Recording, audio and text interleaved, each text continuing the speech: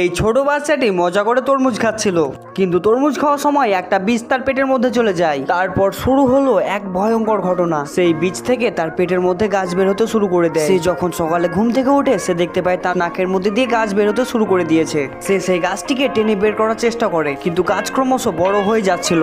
এইভাবে সে স্কুলে চলে যায়, কিন্তু তার নাকের ভিতর থেকে গাছ বেরিয়ে পুরো ক্লাসরুমে ছড়িয়ে পড়ে। যেটা দেখে আতঙ্কিত হয়ে তার ক্লাসের ম্যাডাম তার নাক থেকে গাছটিকে টেনে বের করার চেষ্টা করে, কিন্তু তার নাক থেকে রক্ত বের হয়ে যায়। কিন্তু এই রক্তটি অনেক সুস্বাদু ছিল, যেটি ছেলেটি খেয়ে নেয়, যেটি তার কাছে অনেক ভালো লাগে। এরপর সে তার নাক থেকে রক্ত বের করে খেতে শুরু করে দেয়। তার শিক্ষক আতঙ্কিত হয়ে তার চোখ পরীক্ষা করে, কিন্তু দেখতে পান অদ্ভুত ভাবে ছেলেটির চোখ তরমুজের বীজের মতো হয়ে যাচ্ছে। এদিকে তার শরীর থেকে তরমুজের গাছ ক্রমশ বেড়ে যাচ্ছে। শিক্ষক তার গা থেকে তরমুজের গাছ কাটতে শুরু করেন, কিন্তু কিছুতেই থামানো যাচ্ছিল না। এরপর ছেলেটি দৌড়ে বাইরে চলে যায়, কিন্তু সে আর মানুষ নেই, সে এক তরমুজ বয়ে পরিণত হয়ে গেছে। এরপর ছেলেটি প্লেগ্রাউন্ডে গিয়ে দোলনায় বসে, কিন্তু সেখানে ঘটে ভয়ঙ্কর একটি ঘটনা।